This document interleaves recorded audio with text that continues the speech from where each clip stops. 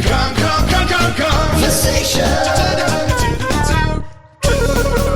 These military doctors ain't answering my questions. Boy, they aren't military.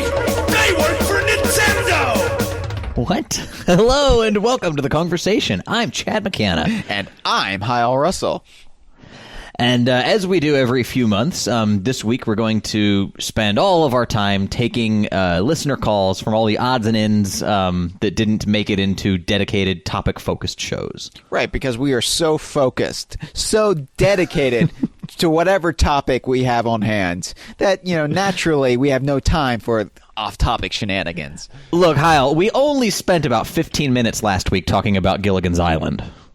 Well, to be fair, those 15 minutes were interspersed throughout the whole episode. Yeah, in aggregate, maybe we got a little distracted, but I still say that whether Gilligan is a ginger man or a Marianne man is germane to the topic of Conquer the Squirrel. That's true. Well, yeah. No, I'm sure he was more into the Harlem Globetrotters. Those classic Gilligan's Island characters. All right, we're off to a great start. Let's get through some due diligence. Yeah, let's do diligence. So anyway, yes, DK Vine is on Patreon, and that's dkvine.com/Patreon. Basically, you're gonna get some rewards for backing us and for helping out the site, and we got some great prizes at some low prices. Yeah, at the $1, if you donate to the site, $1 a month. And again, I really don't want people to think of this as you are paying for things. You're donating to the site, and as a thank you for the donation, we're going to give you some stuff back. Right, just little bit of a thank you. Not you're paying for the gratification of helping the site. We're just giving you these things as because out of the goodness of our heart. Because it would be absolutely insane for us to charge $25 for access to a Skype chat room. Right. You're helping the site, and you get that as a bonus. Right. Anyway, at the $1 a month donation tier, we'll send you a pack of stickers once a year. Wait, whoa, slow down, Chad. Oh, I'm sorry. Did you just say stickers? That's right. A physical object will be mailed to your abode for $1 a month. What? Wow. We'll also give you access to our DK Vine Minecraft server, which I have taken to #portmanteauing DK Vinecraft for $2 a month. So if you enjoy Minecraft, you should really come in there. There's some really cool pixel art projects, and we have upgraded to 1.9, and I'm sure at some point we're going to all mount an expedition to kill the Ender Dragon and witness the end of the game. I know what that means. You certainly do. We also have a bevy of milestones that if in aggregate we get certain donations, you can see things like me streaming my Twitch gaming. Every Sunday, I do a series called Involuntary Twitching, brought to you by our Patreon patrons. Yes, and if we get to $650 a month, I will begin twitching myself. I'd better see somebody about that, but it will happen. And the Slush Fund will become a series on Twitch, then put on YouTube, where I attempt to beat every game in the Donkey Kong universe, beginning with Donkey Konga 2. So which you're already almost done with. Almost done with it. To be fair, though, I've kind of hit a brick wall. So perhaps this will be... I will be lifted on the hands of the crowd and be carried over this wall to the relative safety of Banjo-Kazooie, Grunty's Revenge, mobile missions, whatever. That mental image is just the result of the brain damage you incurred when the crowd dropped you. Okay, fair enough. You don't get to crowd surf with Donkey Konga 2. And not even Good Charlotte gets to crowd surf with Donkey Konga 2. The sound it made when my head hit the pavement was pan. Yeah, it kind of had a knockback effect. Wow. Yeah, so that's the Patreon. Check it out at dkvine.com/Patreon. Even if it doesn't sound up your alley, just give it a look. And seriously, to all of our current and existing patrons, thank you. From the bottom of our heart, we cannot thank you enough. We really should thank them more because we just promote it and don't actually thank people. Right. We care about future customers, not pre-existing customers. That is the fatal flaw of any business. Hey, they've got their pound of flesh via stickers. Their ounce of stickers. No, yes, you get a pound of stickers. That's not the prize. Thank you. We really we are keeping this ship afloat thanks to you guys, and we really do appreciate it. Granted, the ship is like the Gangplank Galleon in that it has massive breaches in the hull, but it's still afloat somehow. Hey, those are just sequel injection in points. So, which maybe we shouldn't talk any further about that. All right. So anyway, that's dkvine.com/Patreon. Since this is a call sack episode, we should point out that you can call the DK Vine hotline at 1-281-410-KONG 5664. Leave us a message at any time. If we like it, we'll play it on the show. Granted, we usually announce show topics. Sometimes the Monday before Kongversation, sometimes the Wednesday we record that morning. We usually announce it on Twitter and Facebook and always through the Patreon page. So if you have something specific to call in, a specific thing to say about that topic that week, call in. But any topic, we'll eventually get to it in a call sack, if we like the call and we have enough time. We had a lot of calls in this call sack, and we had to trim them for time. So if yours didn't make it, apologies. Although there are some people who got in multiple times, but hey, we go with quality. We're not socialists here. We're not trying to spread the call wealth evenly. No, Bernie Sanders is not welcome here. This is Marco Rubio country. Yeah, I am not feeling the Marco Rubio country. I don't think Marco Rubio's house is considered Marco Rubio country. His wife won't allow it. His house in Florida will be underwater soon enough because of the climate change legislation he's ignored as his time as a senator. Anyway, political commentary only on the Kongversation. This is the only place you ever hear political commentary. So anyway, Chad, this would be a good time to do the jingle. You haven't done the jingle in a while. It is a call sack episode. If you want to call the Kongversation, it's 1-281-410 and a word. That word is Kong. Nice. K-O-N-G. Nice. Also 5664 on a touch-tone phone. A little long. No, sorry. Right. Yeah, I need to keep it under 30. Otherwise, we're going to go over our ad budget. It's true. Anyway, check out DK Vine itself, dkvine.com. Oh, yeah, that's a thing. That is a thing, believe it or not. Still a thing after all these years. You can be one of the many people who stumble upon it and say, wait, this place still exists? dkvine.com/forum. I don't know. People have been hard on us lately, complaining about the quality of the Kongversation, saying I didn't like this episode. This episode fell a little thin. You could have said more about this episode. So there's never been a better. We're at like 170 of these things. That's okay. We can have an off week or 20. Hey, there's never been a better time to join. If you want to dogpile on Chad and Hyle, never been a better time to join the. That's a great catchphrase. Yeah, it rhymes. My name can rhyme. Like all the best catchphrases do. My name rhymes with quite a bit. I'm proud of that. It made bullies' taunts so much easier.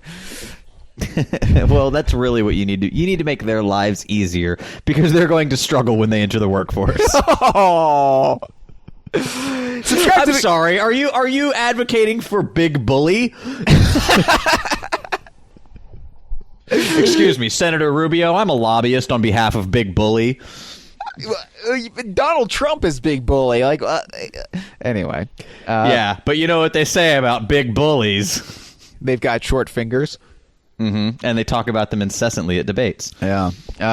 Subscribe to the Kongversation on iTunes, or rate us on iTunes, and follow DK Vine on Facebook, Twitter, Tumblr, YouTube. YouTube? Are you talking U2 to me? No, I was not referencing Bono and The Edge. I was going to say I'm on the edge of my seat, but not that kind of edge, my friend.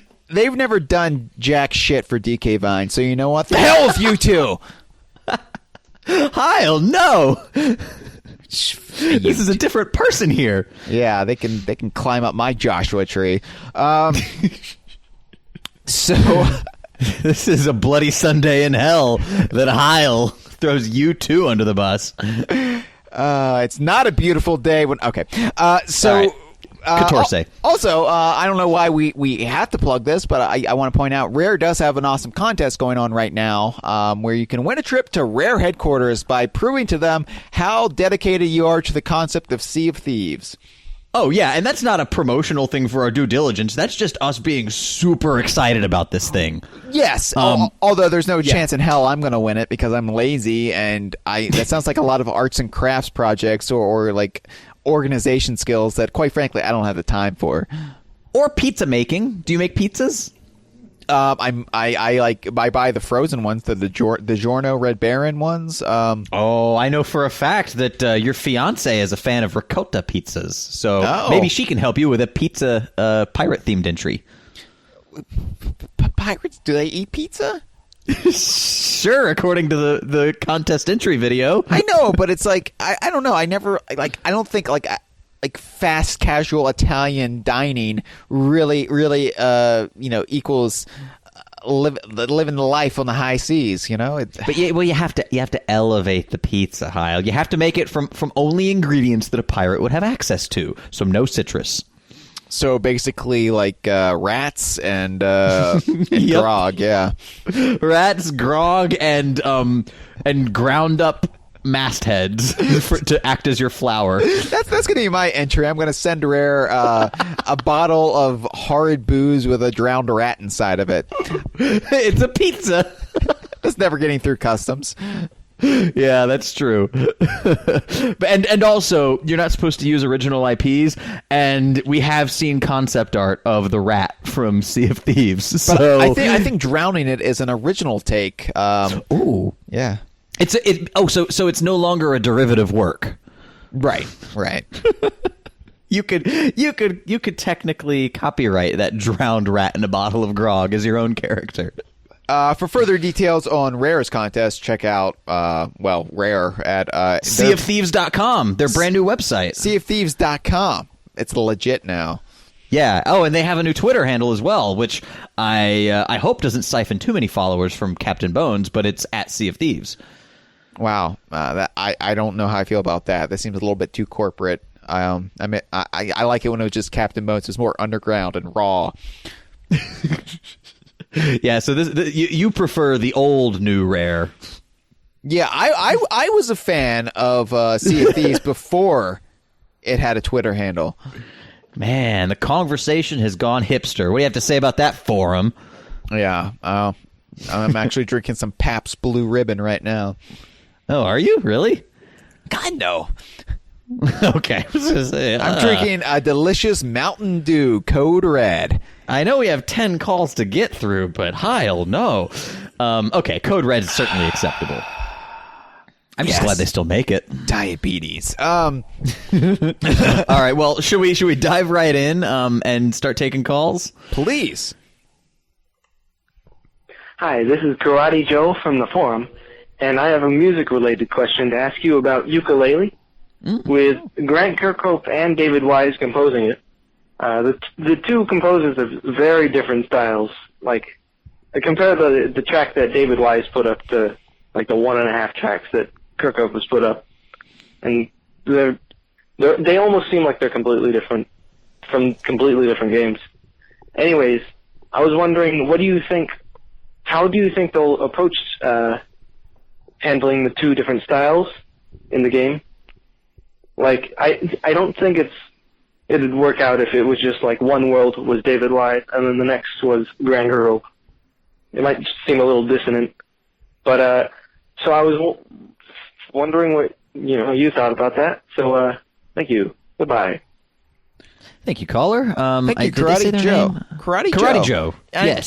Can I just say I'm a little disappointed? I mean, it was great to hear from you, Karate Joe, but I was kind of hoping the DK Vine forum member Karate Joe was just Joe Mudd, who had gotten his black belt and was really excited about it.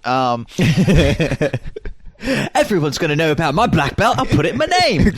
From now on, I'm Karate Joe. Karate Joe. So, no, good question. This is something I think we've talked about a little bit before. From my understanding, Grant Kirkhope is basically doing the vast majority of the ukulele soundtrack. I think the others are doing basically like bonus levels or like side jingles that you'll encounter. But as far as the actual like worlds themselves, I'm pretty sure it's all going to be Kirkhope. Yeah. Well, I think we're basing that on the fact that that ukulele is designed to be a Banjo-Kazooie throwback kind of title, and Kirkhope established that sound, but also the one jungle kind of alpha level that they debuted as part of their Kickstarter. Kirkhope did the main sound music for that, whereas the one that David Wise released was called Jungle Challenge. So right, and also. Sorry, go ahead. Also, Kirkhope has said he's doing the majority of this soundtrack. Oh, has he just outright said that? Yeah. Oh, okay. Yeah, fair enough. I mean, well, we can also base this on his actual words. David Wise, of course, is very busy doing that project for Nintendo that Dave Throat told us about. So I don't know. There was he's also David Wise is going to have some music featured in the upcoming Ghost Drift, I think is the name of it, or Star Ghost. Anyway, it's that game from Ghostbusters, starring Kristen Wiig and Melissa McCarthy. I can't wait to hear David Wise's take on Ray Parker Jr. It'll have a lot of jazz flute for some reason. No, you notice in the trailers they did that like low-key piano version, the same thing they did with Jurassic World. It's like, come on. Jesus. Yeah, anyway, we're not going to weigh in on the goddamn Ghostbusters trailer. Too late, the scab has been ripped off. And now we're just bleeding profusely all over this episode. Vomiting profusely. It's hilarious because it's a bodily function, Chad. You're right. I should have remembered that famous Ghostbusters moment. Why be subtle and deadpan and dry with it when you could be over the top and wacky? Yeah. It's like, what is this, Nickelodeon from the 90s? Okay. I lost my train of thought. I think that, also keep in mind Steve Burke, who did the Cameo soundtrack, among others, is also working on this project, and I think he's going to be tasked with some of the audio, I assume like sound effects, but also maybe marrying the two styles of David Wise and Grant Kirkhope. I don't know if that's been confirmed or if we've just intuited that, but I think we were worried when they announced everybody doing music for it because, how do you reconcile Kirkhope and Wise? Two great composers, two great styles, but kind of mutually exclusive. They're not really like I don't think they would complement each other well. It'd be like, I don't know, a nice Chardonnay and Cheese Whiz. It doesn't really you might be hungry for one or the other. I'm not saying either one is Cheese Whiz, by the way. I'm just saying two varying tastes that don't really blend well. Or chocolate and really xylophone heavy peanut butter. I think, but that is a concern that I have. Karate Joe's concern. I kind of share that, and I don't know how they're going to get around this issue. Because was there ever a game where Wise and Kirkhope were on the same soundtrack? I can't think of any besides maybe Kirkhope pitching in a little bit here or there on Star Fox Adventures. I think he played like guitar on a track but it was still Wise's composition. So and the one that was like yeah. But that was still David Wise, and that was a reinterpretation of another song. So right. Yeah, I don't know. I'm not sure. Maybe was David Wise still at the studio when Nuts and Bolts came out? He might have played on that. I think he had left by that point. I'm pretty sure, but no. I'm pretty sure he wasn't credited on I have the Nuts and Bolts soundtrack right here. Let me just check.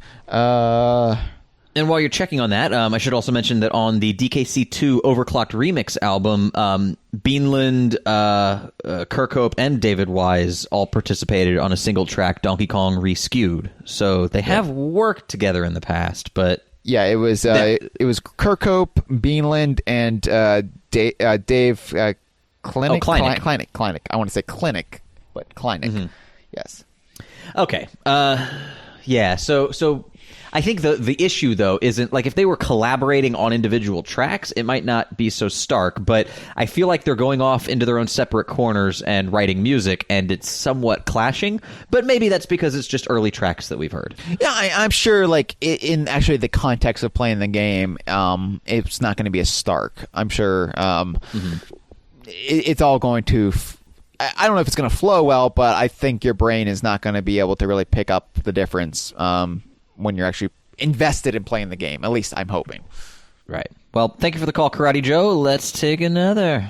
All right. Hey, Hyle and Chad. I was watching The Twilight Zone, Season 1, Episode 8, Time Enough at Last. And it got me thinking about you two. I realize this question doesn't have much to do with the extended Donkey Kong universe, but I just had to ask. Do you guys ever have any sort of issues with your significant others when it comes to playing some of these games?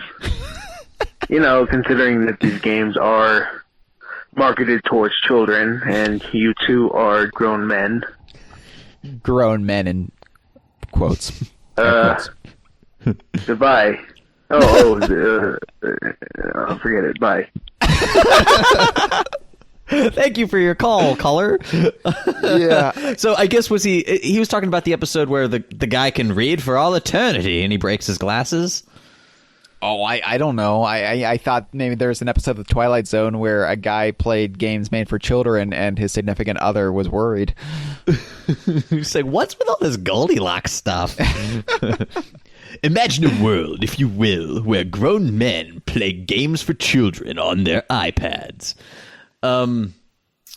This is an interesting question, one that I don't think we've really talked about before. For my part, my wife Janelle understands the concept of the Donkey Kong universe, so she knows that sometimes our coverage takes us into strange places, and in those times she sort of lets me do my own thing.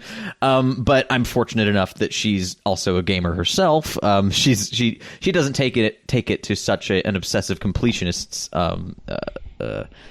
place, but yeah, she is supportive of my work on DK Vine, but gets her hands dirty when it comes to things like the Donkey Kong Country games and Minecraft, Mario Kart, but yeah, more recently Minecraft. We've both been playing that, trying to find Banjo's sister Tootie. Yeah. Did you and how about you and your fiancée Michelle? Oh no, Michelle's very supportive of everything. She's staring at me right now. Why are you talking about me to these people? I know. I think a bit of apprehension. Oh no! Don't drag me into this freak show. No, she has to know what she's getting herself into. No, absolutely. She's nothing but supportive, and I'm so lucky I found somebody who doesn't give a damn that I'm interested in this shit, because I think that's a rare bird indeed, Mm-hmm. So don't call her a bird. No, I wasn't calling her. I meant like I meant no. That's not what I meant. Can your bird sing, Hyle? This bird has flown. Norwegian wood. Gonna burn down the apartment. So that is now what that she's song's really about. giving you a look. That is what that song is about. Yeah, a woman wouldn't sleep with John Lennon, so he burnt down her house. No, she's actually more of a she has a Nintendo 64. She grew up. Her brother played Zelda, and she played it, and just played Smash Brothers and Mario Kart, and so I get to introduce her to a lot of the finer points of the Donkey Kong universe. At Halloween, we played Grab by the Ghoulies. I've been playing Tropical Freeze a little bit with her, and Banjo-Kazooie. Showed her that on Rare Replay, and yeah, so I can at least show her this is why I am the way I am. I'm sorry. Introducing Janelle to Grab by the Ghoulies was probably one of the biggest highlights of Rare Replay for me. I thought you were going to say your marriage. There was our 5th anniversary, the actual day we got married, and yeah, but all that takes a backseat to playing Grab by the Ghoulies. No, it was fantastic because she just kept asking me, "Wait, why didn't people dislike this, or why didn't people like this game?" Right. It's just completely baffling, and it was just really heartening to have someone that I love confirm that I'm not crazy. Yeah, I remember the humor in Grab by the Ghoulies. She and Banjo-Kazooie. She said she could see why I was a Rare fan. So yeah, I think my personality was informed a lot by those games, inadvertently, of course. But right. Yeah, so if you spend enough time with them, it's going to happen. Yeah, I think we both lucked out, Chad. Otherwise, we wouldn't be in the 4th season of the Kongversation right now, obviously. But right, we get to be us, and it's great. Little peek behind the curtain for that caller. Mm-hmm. That's why I proposed to her, because she lets me play Donkey Kong. I was going to say because she peeked behind your curtain. Ew, Hyle. What? I don't even know what that's a euphemism for. I don't know. We better take a next call then. Hey, DKU crew, Saf here. Well, hey. Given our community's reputation as that angry liberal Donkey Kong board and your willingness to discuss politics on your show, I was wondering if the Kongversation had an official endorsement for the 2016 Democratic presidential primary. Really? You gonna take this call? You're gonna punt on it? We'll see. We'll see. Well, Saf, are we going to take the call? Are we going to punt on it? ¿Por qué no los dos? Do we have to do this, really? No, we don't at all, and I'm not going to. Look, I'll say this much. Vote for who you want. I think both choices in the Democratic primary are far cry better than what the other side is offering up. And I'll just leave it at that. Then the opposition. Yeah.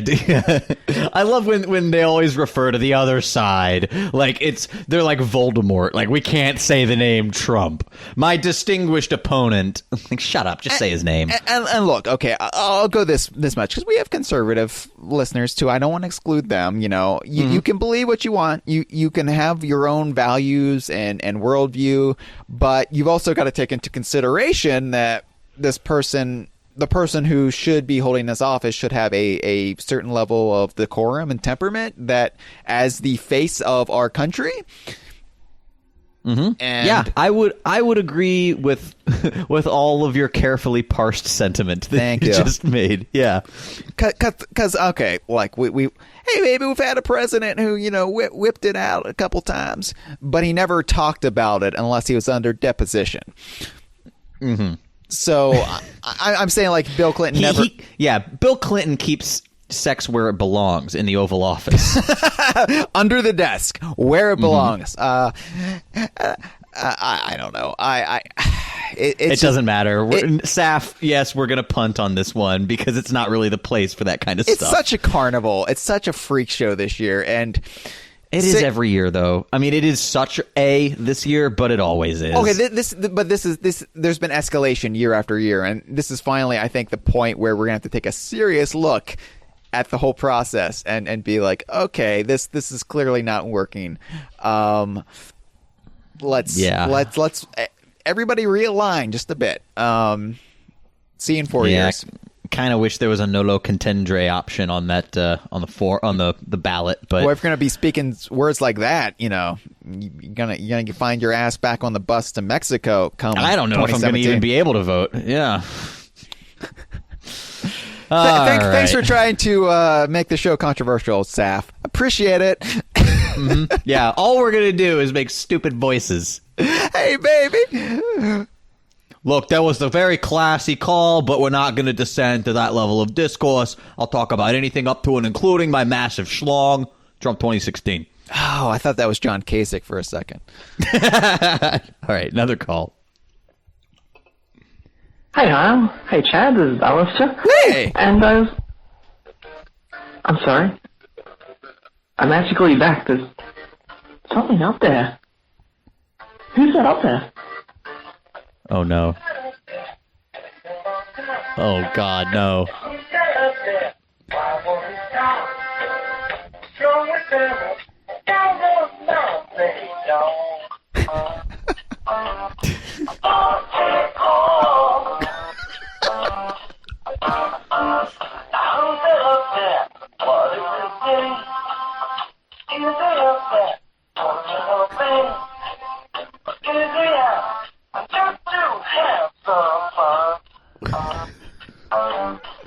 Donkey Kong.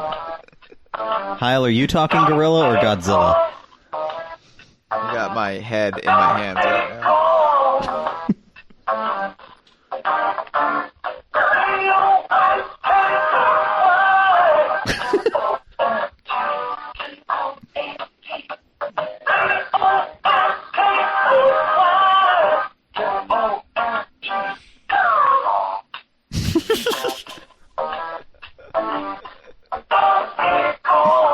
It's an international call, by the way. Yeah.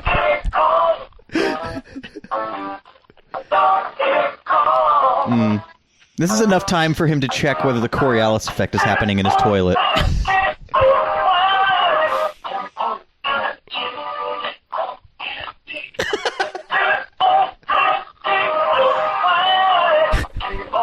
I just picture Alistair, like, happily head bopping to this.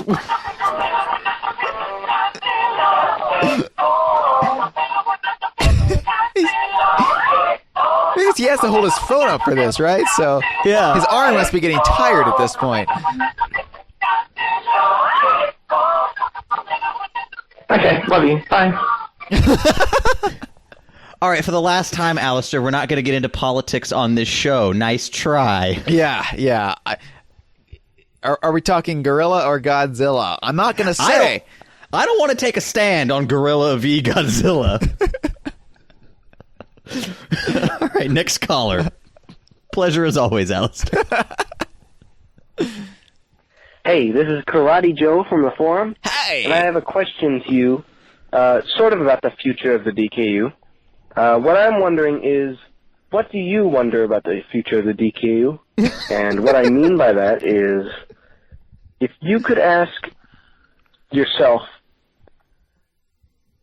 if you can go forward in time 10 years to ask yourself one question, DKU related, what would you ask? So I was just curious. And, thank you. Goodbye.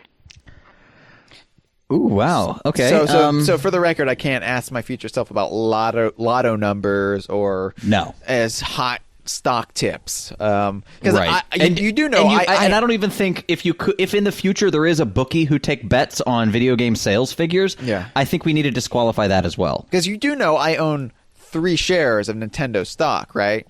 Still? Yeah. I am all in the Wall Street game, my friend, and.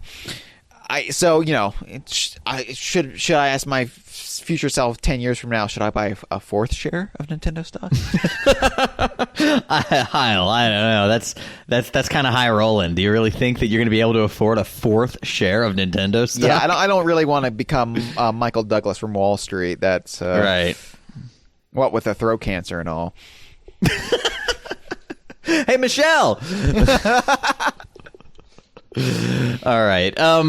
That's an interesting question, though. I would probably, if I could ask myself from the future. Ooh, see, I'm always. I never would want to know future events because it scares me. Because what if I go to ask myself 10 years from now and I'm dead? Like what if it's just like a tombstone and I'm like, no. I would say I would probably I wouldn't want to get spoiled and say like, you know, has there been a new Banjo game? How's the Donkey Kong Country series? I think I would ask. I've been so just invigorated in the last few years by the weird places that the Donkey Kong universe has taken us. Places like Goldilocks and Little Bear. I would and hashtag IDARB. I would ask my future self in 10 years. What is the strangest Donkey Kong universe title that's a good one. that we've seen in the last 10 years? That is a good one. Because that way you don't really run the risk of disappointment or knowing disappointment awaits and making this whole endeavor kind of futile. Right. It's just something to kind of look forward to, and maybe it's just Royston that showed up at some point again, you know, But I wouldn't know why it's DKU. I would just want to know what the game is, because then I would have 10 years of just my brain whirring, trying to think, like, is this it? Is this it? All right. I think I would ask, has Kevin Callahan ever been uncovered? Yeah, because, you know, then you don't really know, like, you know, if we get a new Diddy Kong Racing or not, but I want to know what the future holds for Mr. Kevin Callahan. Is he still in Minnesota? Is he still married? Is he still there with his kids? Does he still work in the game industry? Are you prepared for the potentiality that Kevin Callahan would be outed as a hoax? As laughable as that is, Hyle. I mean, of course, we all hashtag believe in Kevin Callahan. Okay, but here's the thing. Yes, I would be prepared for that eventuality, so long as I don't know potentiality. Potentiality. Yes. But if we find out that the man himself is real and he is not a hoax, but we don't know the context, then that gives me I don't know, like it go either way, but I think I would, yes, because Kevin Callahan is not like somebody from Rare. He's not like an idol of mine or somebody I look up to.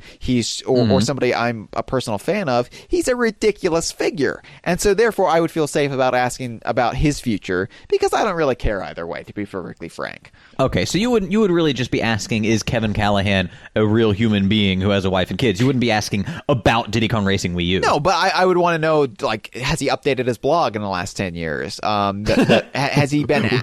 We've got 2 so far. Has he ever like surfaced out from the cold Minnesota winter? Like, I want to know these things. And he's like a groundhog. Right, and he sees the shadow. We get 5 more years of Diddy Kong Racing Wii U rumors. All right, thank you again, Karate Joe. Thank you, Karate Joe. Back to the dojo. Hey. What do you... All right. Hey, it's me. It's me again. You know who I am. We're here to talk about Chad being a forest. What? Yeah, we are. It's Kev here from the Logcast. Oh, who else is that? Oh, hey guys, it's Mitchell from Other Stuff, and I just really wanted to know why Chad's a walrus. Same here, it's me, ACZ. I would also like to inquire to why Chad's a walrus. What are they talking about? Hey, it's Jim. Hey, Chad, I know you're getting long in the tooth, but there's no need to be a walrus. What? Matt?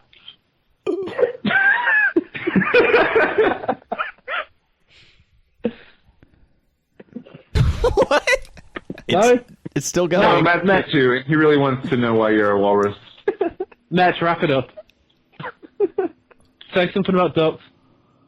Oh, yeah, George Lucas, I don't know, fucking, Donald Duck. George Lucas, 2016. Love you. Bye. Yeah. Bye. See ya. Ladies and gentlemen, our core audience. So I've got a few questions, a few statements to make about this. I am utterly baffled. Are they all sharing an apartment now? I think so. It must be that beach house in Los Angeles. Like, because I smell sitcom potential. We need to get some cameras in there, some laugh tracks. It's going to be some wacky shenanigans with with that bunch. Yeah, you can't even say like those 3. We have no way of knowing how many people were on that call. Yeah. I heard at least 5. I don't know what they're referencing. Am I the wall? Is this like a Beatles thing? You really don't know what they're referencing. No. You really? Okay.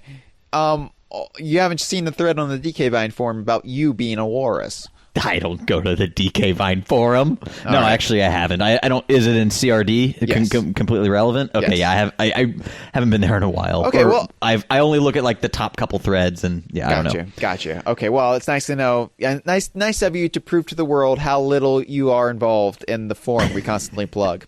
Hey, David Lynch is doing a great job moderating that forum and making a new season of Twin Peaks. So, thank you, David Lynch. Thank you, David Lynch. No, apparently, because we use pretty outdated forum software, because we never upgraded when we had the chance, and we don't want to lose all the posts and all the history there. So we kind of just keep molding this old forum software into looking somewhat decent, thanks to the work of Matt and Cameron. But right, yeah, apparently when you browse, I'm looking at the thread right now. Actually, yeah, when you browse our forum on, I believe Safari, like on an iPhone or whatever. Sometimes random image glitches occur, and I've had this happen to me where sometimes like the whole background of the forum is Jimmy Fallon's face. I've seen that. Yeah, where for those of you who don't know, we have a joke avatar on our forum of the Jimmy Fallon picture that used to be on Retro Studios site back when Reggie was going to go on the then Late Show with Jimmy Fallon to promote Donkey Kong Country Returns. And So yeah, I don't know. Jimmy Fallon. He's a drunk, everybody. Isn't it funny? So what? Is Jimmy Fallon a drunk? Oh, he's a notorious alcoholic. He's always stumbling and falling over and injuring himself. It's truly a sad story. And he keeps trying to sing, but no words come out. Jimmy. To be fair, he shouldn't be playing beer pong with all those celebrities. It's really doing a number on him. So he seems like a nice guy. Yeah, he's an alcoholic, but he's a nice guy. Maybe not nice to be in a relationship with. I honestly don't know. I've never even heard about this alcoholic thing. No, it's okay. I mean, Conan's stone cold sober, but you had to boot him to TBS. And anyway, well, whatever. So anyway, the forum glitches sometimes and replaces images with bizarre images, just transposes them. I don't know what it is. It's only on Safari, but it happens. Probably a weird caching problem for some reason. Yeah. That's my best guess. Well, apparently you, for some reason, your avatar gets switched out sometimes with that of a picture of a walrus. And we don't know. We don't know why this happens. Okay. It isn't anything planned. Was it it's the Waza avatar I'm seeing on the thread. It wasn't anything planned, but people are generally freaked out about it, and they're wondering if perhaps, I don't know, spitballing here, maybe you died in a car accident, maybe in 2006, and maybe I replaced you with a lookalike, and because of that, I like to provide wacky clues in our work. Obviously that happened, but we wouldn't be so overt about it. No, but walruses are a famous symbol of death, apparently. Mm-hmm. I don't know. Death of Kevin Smith's career. Right. So hashtag walrus, yes. To be fair, I think that just dug up the corpse and desecrated it a bit. I think his career died the minute he found hockey jerseys. And wait, I could wear this ridiculously large clothing and eat as much as I want and never have to change my shirt. Well, it started as a costume for Silent Bob that went way too far. So yeah, apparently, Chad, sometimes when you're browsing the forum on Safari, your avatar is a walrus, and people think you are the walrus. Goo goo goo joop. To answer their question, no, I'm not a walrus, but I wish I was the walrus every day. You do, yes. Let's take another. Let's take another call. Let's take a? Is that the shortened version? Let's take another. Let's take a. Hi, this is Karate Joe from off of the forum, and I was wondering, I have a sort of hypothetical question regarding the DKU.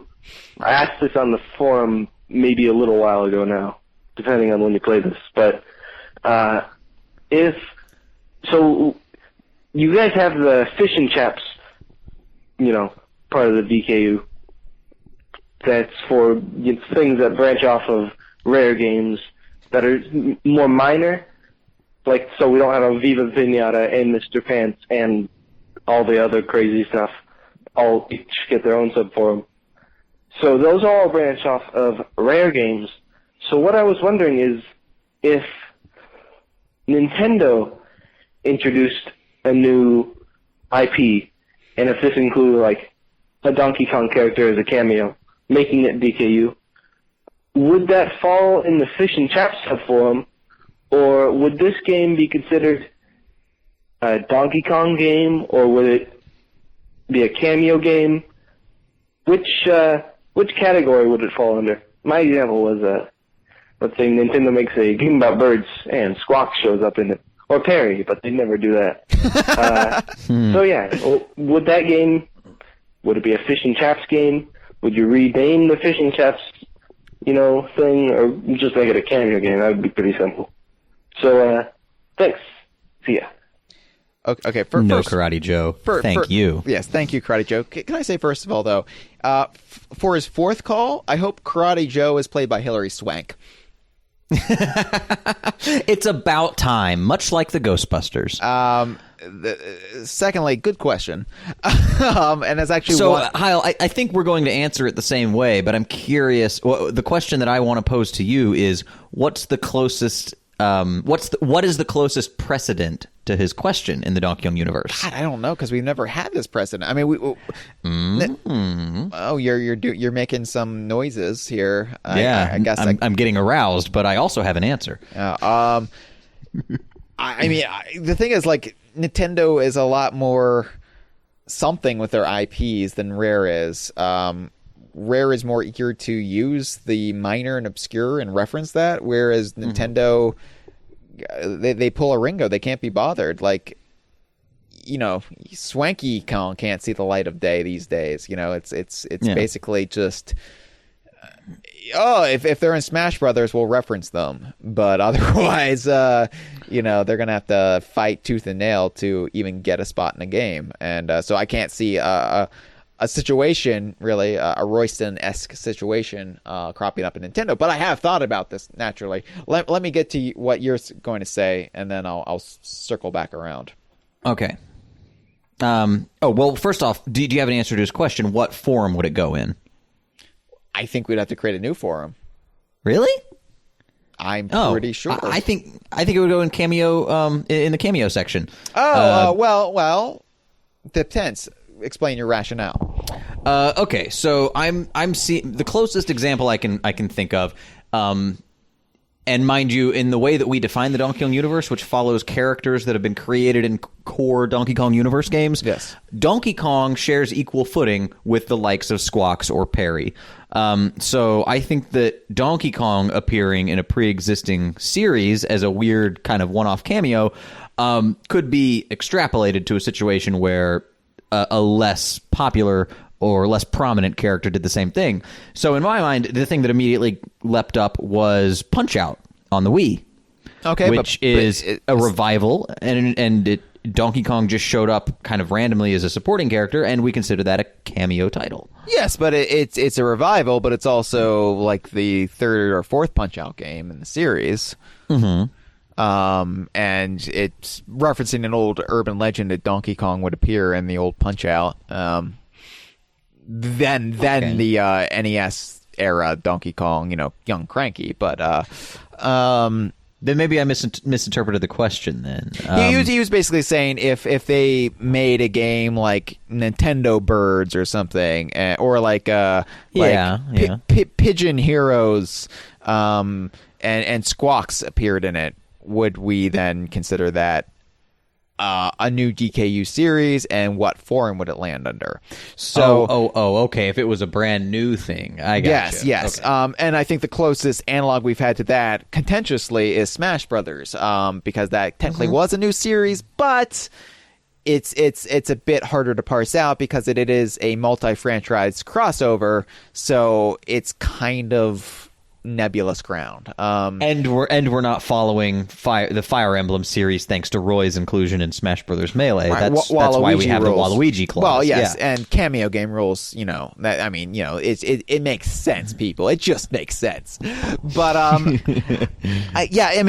that's the thing. Like, I don't think Nintendo would do that because they have this tribalism where if it's not and it gets broken every now and then. I'm not saying it's a hard steadfast rule, but it really does seem to be the case a lot of times where if your team didn't create it, you don't get to reference it, or at least that's the decorum, which is why a lot of Rare characters sadly are in limbo right now.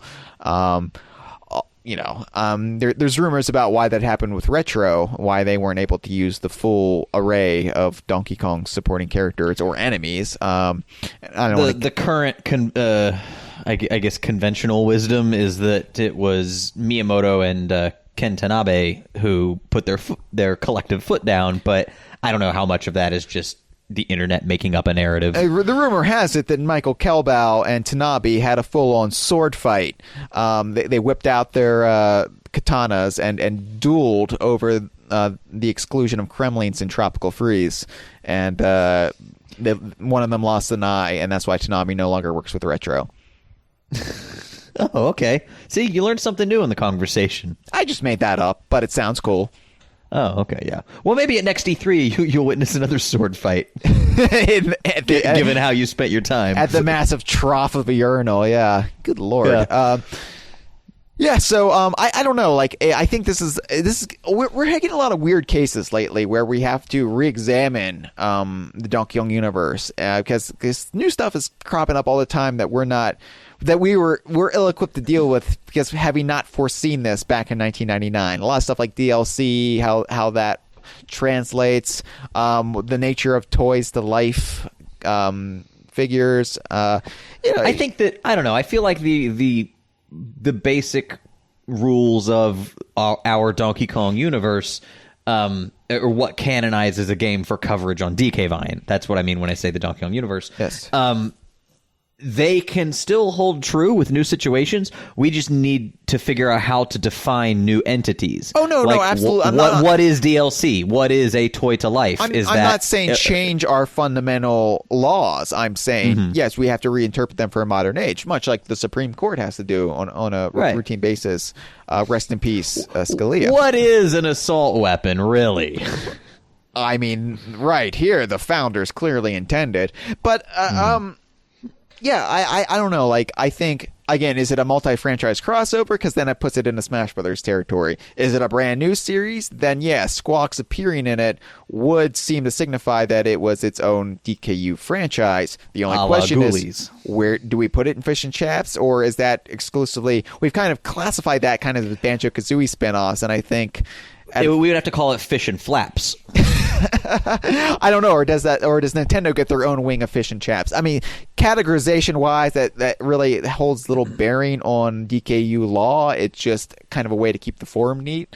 But yeah, it's a good question, and honestly, it looks like we'd have a bit of a debate about it. I don't know if I'd feel comfortable about putting Fish and Chaps because thematically, those all feel very similar. They're usually Greg Mayles helmed spin-off joints.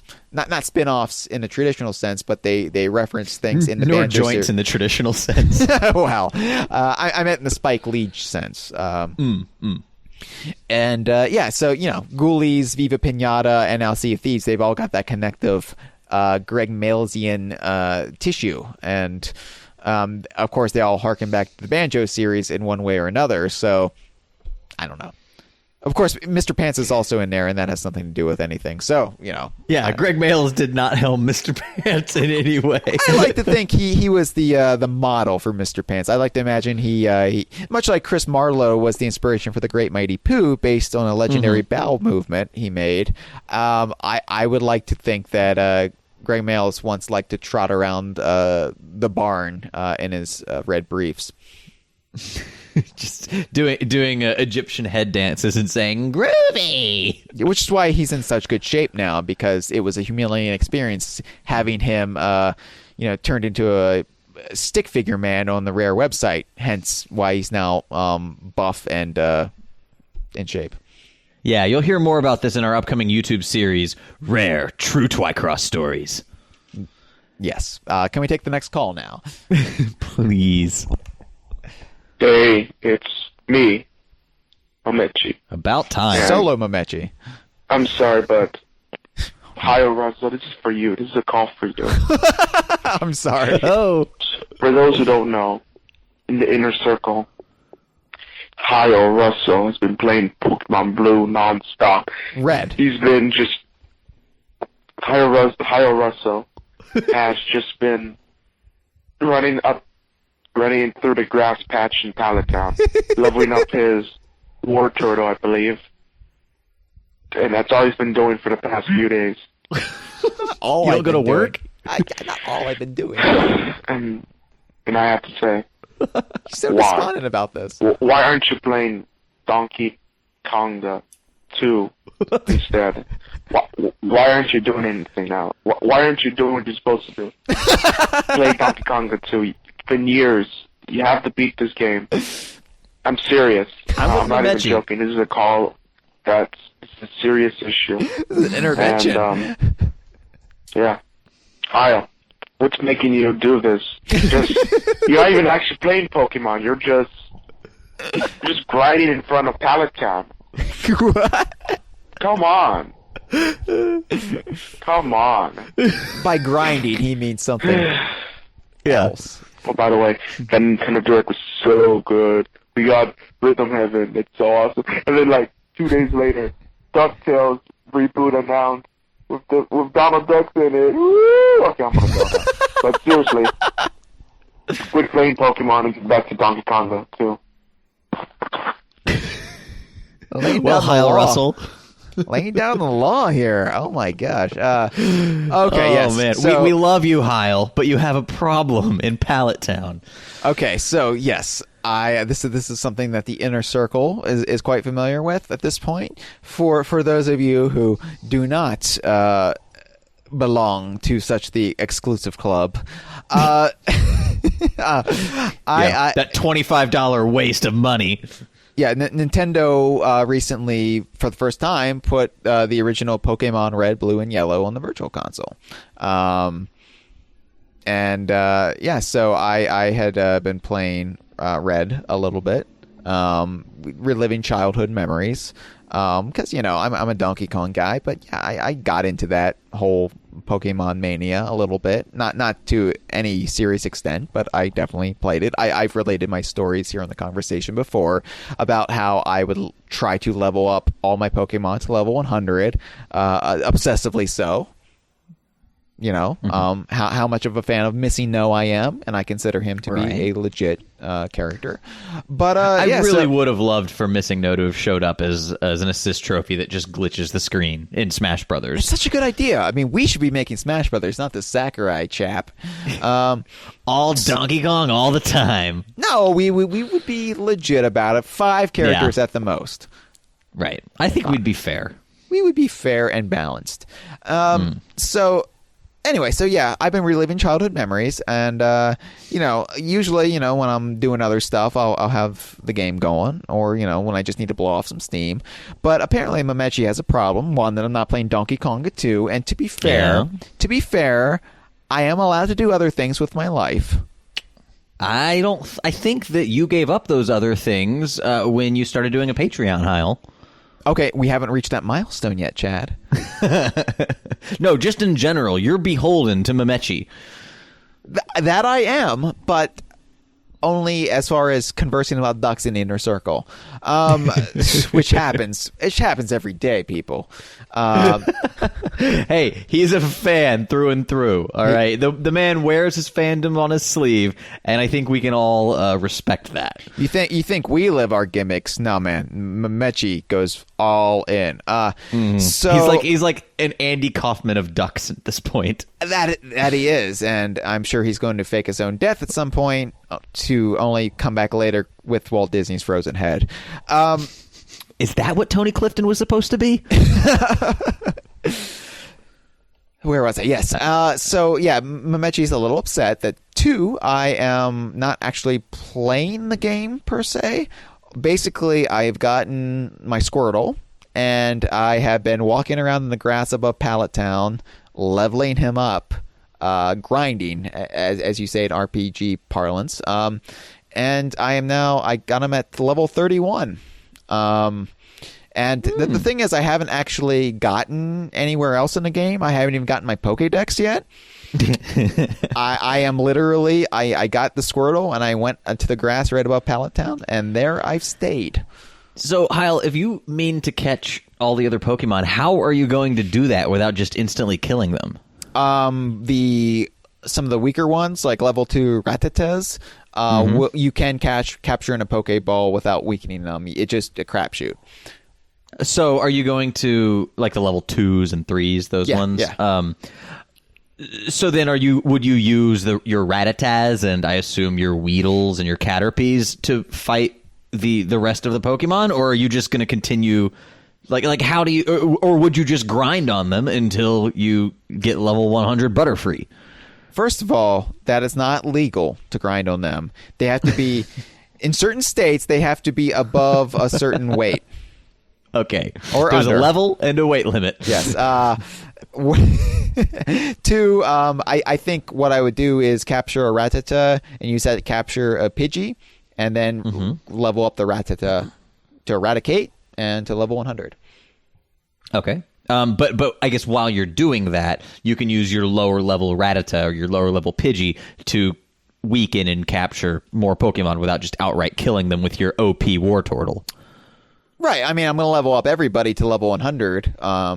And eventually I'm going to have a level 100 Squirtle, a level 100 Wartortle, and a level 100 Blastoise. Well, how are you going to manage that? Living Pokédex. Well, I got to trade with other Pokemon games.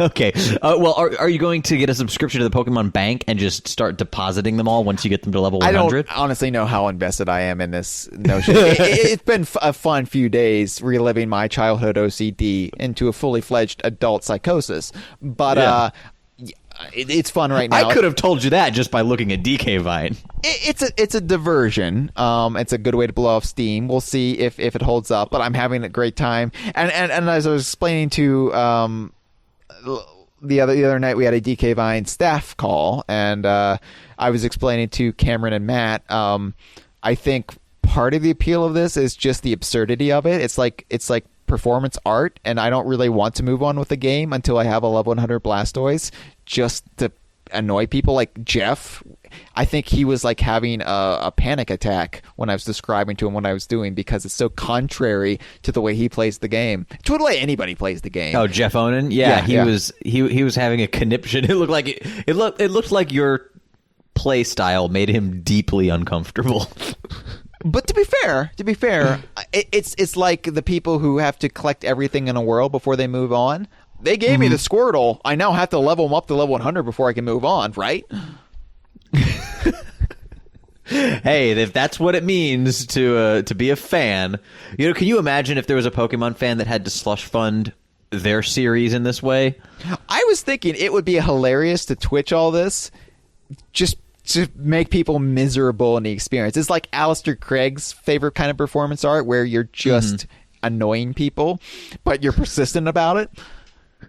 Well, I'm talking neither Gorilla nor Godzilla, but yeah, my point exactly. He holds up the phone for 2.5 minutes. No, it's funny to me, and I don't know when it'll stop being funny. When it stops being funny, I'll move on, or I'll just put down the game and be like, I grew out of this game for a reason. Back to Tropical Freeze, but I don't know. You grew out of the game because you never actually made an effort to play it. No, I did eventually beat the game with like a few level 100 Pokemon, and I'm missing no. I never got the missing. Did I get the missing up to level 100? I always forget that. But yeah, I want to do it. I want to get level 100 missing no. I'm going to use the Mew glitch to get a Mew, get that to level 100. Level 100s all around. That's the goal. And no, Mechi, this does not take away from Donkey Konga 2. I'm waiting to hit the Patreon milestone for that, and then there'll be more Donkey Konga 2 than you could ever handle, my friend. Have you actually stopped playing Donkey Konga 2? Because then you're gonna have a lot of rust to shake off. No, I need to shake off, but I got a few weeks of rust. To be fair, it's a miserable game, Chad. It's a miserable game. Allow me a little bit of joy in my life, please. Okay. Same goes for Mamechi. Come on, man. Yeah. Even though Hyle's playstyle is wrong on an objective level. All right. Hi. Who do you think in the 2016 presidential election candidates, each one is best represented character in the DKU? Oh. And please try to make your responses as funny as possible. Okay, thank you. Swanky Kong, Baron Von Ghoul, the Sunflower from off of Conker's Bad Fur Day. Wait, what? I don't know. I'm just throwing out random characters, and people can apply them to whatever candidates they feel like. Okay. Let's see. Are you actually taking this seriously? See, it's hard to do the Democrats because they're not as broad, like parodies of themselves as the. I'm sorry, but yes, they are. Oh, I'm sorry, but Trump. I mean, come on, Trump is a cartoon character. Okay, they're not as broad, but Bernie Sanders is a hilarious caricature, as is Hillary Clinton. Hillary Clinton's been a public figure for 25 years now. I mean, I know, and they've sort of crystallized into. It's sort of like people who are married for decades. Yeah. They sort of start to resemble themselves. In this sense, as public figures, all these people have started to resemble the public consciousness version of themselves. The parody version, I mean. Yeah. Not that we would know anything about that, right, baby? But No, I mean, but as far as like, I mean, yeah, Bernie Sanders, like he mannerisms and sure whatnot. But as far as like, I don't know, like who they are, like I think John Kasich's like the most like under the radar guy right now, which is why he's appealing to a small percentage of the populace. But all the same, he's not like a ridiculous. He's not a ridiculous figure. I don't agree with his views, but he's at least. He doesn't make me want to gouge out my eyes and ears when I listen to him. See, here's how little I care about this election cycle. When you say John Kasich, for a moment I thought you meant Dennis Kucinich. No, remember him? He's not a magical little elfin boy, unfortunately. But yeah, I don't know. Yeah, honestly, like this as funny as possible too. Thank you. Yeah. Dance, monkey. I mean, we don't really have any businessmen in the DKU, so like especially like bombastic businessmen, and it would just be like, really, there's nobody who's like, oh, this is like K. Rool because of this. Not really. Yuppie Kong. What? But that's not official. That's not an official DKU character. Hat Kong. Oh, aka Commuter City Kong. Commuter Kong. Yep. Yeah, Bane Capital Kong. Right. That's another name that's somebody came up. Maybe it was Saf who came up with it. Maybe it was Rock. I don't remember. Somebody came up with it on the DK Vine forum. Yeah, I guess. I guess Commuter Kong would be Marco Rubio because he's kind of interesting at first, and then you realize there's no substance there. Great answer, Hyle. Let's take another call. Just the guy in a hat. Just the guy in a hat. It's funny. It's political commentary. It's funny because he's an empty suit, and Commuter Kong is an empty hat. People just call him Hat Kong because that's all there is to describe him. It's great political commentary. It's fantastic. And just like any good political cartoon, you had to label everything so I would understand it. Right. Yeah. All right. It's hilarious. Yeah. It makes you feel smarter for getting it because you can read the labels. Oh, smarter? Is that what I'm supposed to feel? Next call. This is our last one, actually. Oh, final call of the night. Finally. Hi, guys. Kev here.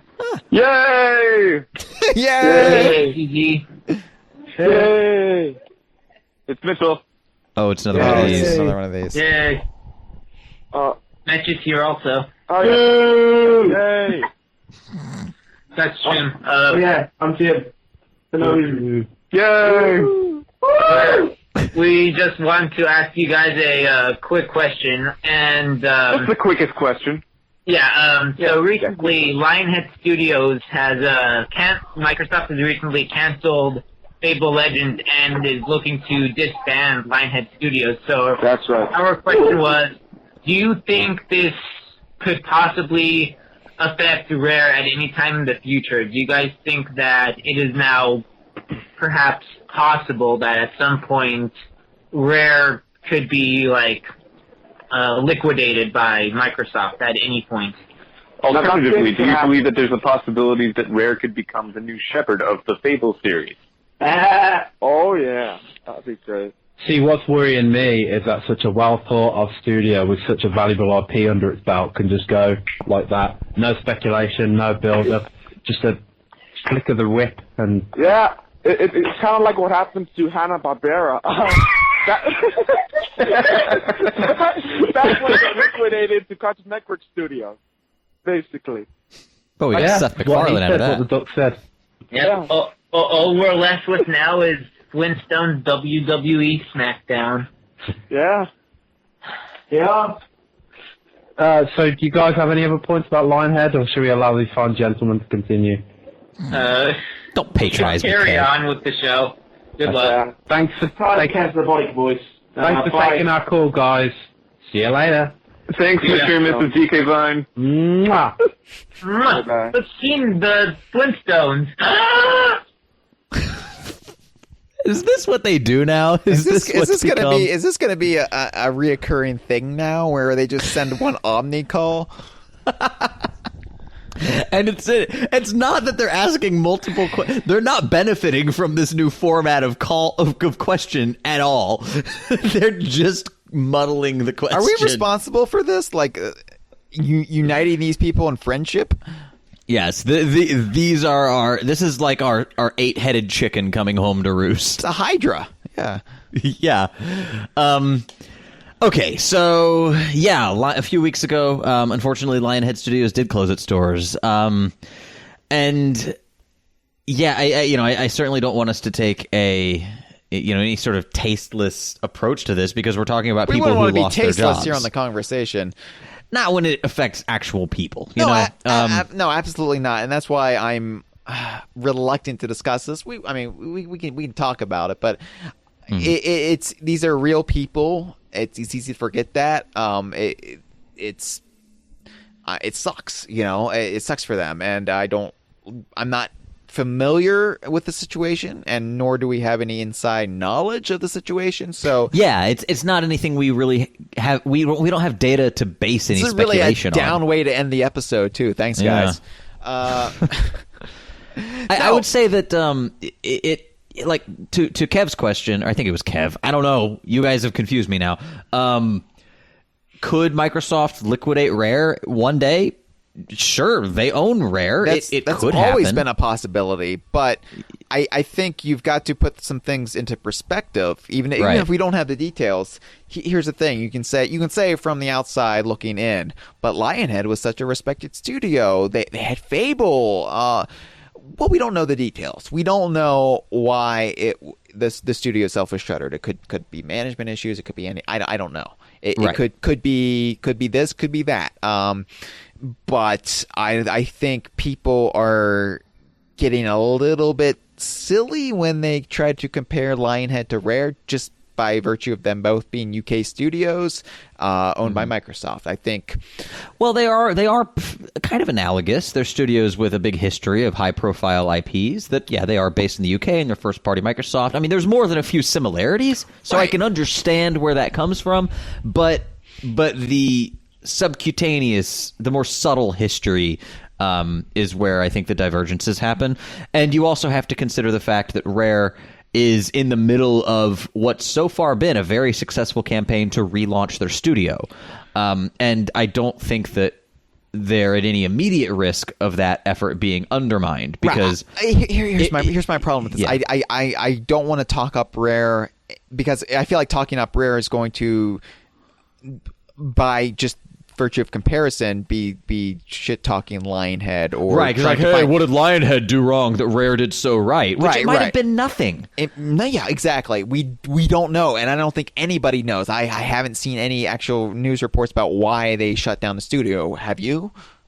No, not at all. I know that a few weeks before the studio shut down, I saw on Twitter that Steve Malpass had left Lionhead, But I think the day that the closure was announced, he was kind of just as surprised as everyone, at least publicly on Twitter. So I doubt that was based on any foreknowledge.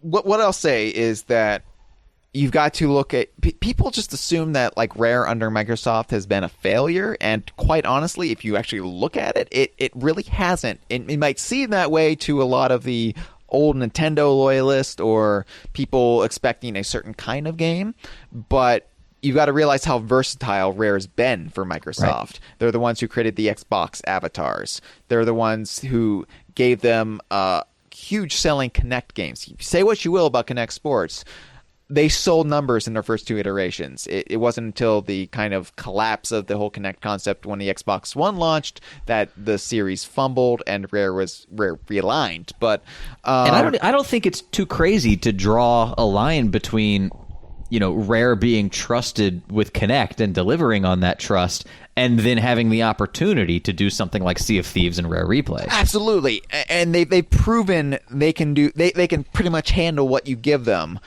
Mm-hmm. Did Lionhead do anything else besides Fable? I think they did, but I don't want to speak out of turn because I'm not too familiar with their studio. They were primarily known as Fable. It would be like if Rare was primarily known for Perfect Dark or one of their big franchises, Banjo-Kazooie, and really then people would be struggling to come up with anything else. Where you can name off a litany of Rare franchises, concepts, achievements, contributions. I think and again, also, and I don't want to, again, shit talk Lionhead in deference to Rare, but Phil Spencer is an avowed Rare fanboy, so, he's clearly for the studio making this push to kind of not reinvent themselves, but recapture what people best love them for. Which is not to say he was not a Lionhead fanboy. We're trying to be so PC here, but it's for good reason because, again, people have lost their jobs and it sucks. Right. I'm sure Phil Spencer's a huge fan of Lionhead's output, and, every closing the studio was... I'm just going to guess that it was a terrible decision that had to be made for some reason or another. Nobody takes joy in this. Right. I would, but I'm a terrible human being. Wait, what? You would take joy in this? I'm a terrible human being, though, so that's why they don't give me these decisions to make.